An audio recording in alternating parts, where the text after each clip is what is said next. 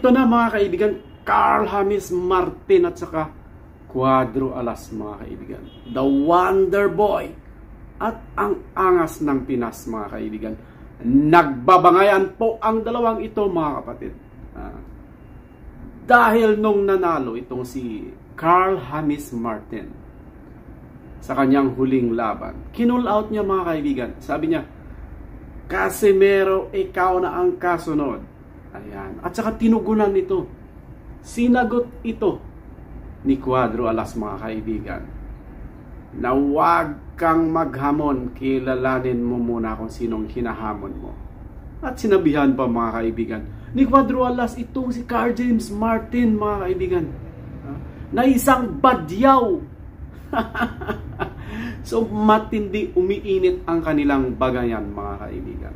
Well, sana magkalaban ang dalawang ito sa ring mga kaibigan para matapos ng lahat ng bangayan na to, dahil ang daming supporters ng both boxer mga kaibigan ang gustong makitang maglaban ang mga ito. Halos gusto na ring magsuntukan ang mga fans at saka mga fanatics ng dalawang boksidor na ito sa comment section, mapa TikTok, YouTube at Facebook mga kaibigan. So dapat lang talaga na maglaban ang Wonder Boy ng Pinas at ang tanging angas ng Pinas, Cuadro Alas, Janriel Casimero. Kayo mga kaibigan, ano ang opinion nyo dito mga kapatid?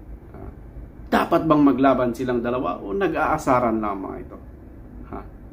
Ang isang badyaw ayon kay Cuadro Alas at ang isang angas ng Pinas. Matindi ang bangayan. So abangan natin mga kaibigan kung matutuloy o may pag-asang maglaban ang dalawang ito. So ganun lang. Ang saya talaga pagdating sa boxing mga kaibigan. Philippine boxing, lalo na kapag involved dito ang nag-isang angas ng Pinas. Pero ngayon mga kaibigan, winawandiran siya ni Carl James Martin mga kaibigan. So comment down below kung anong masasabi nyo sa bangayan ng dalawang ito mga kaibigan. Thank you so much for watching and see you on our next video.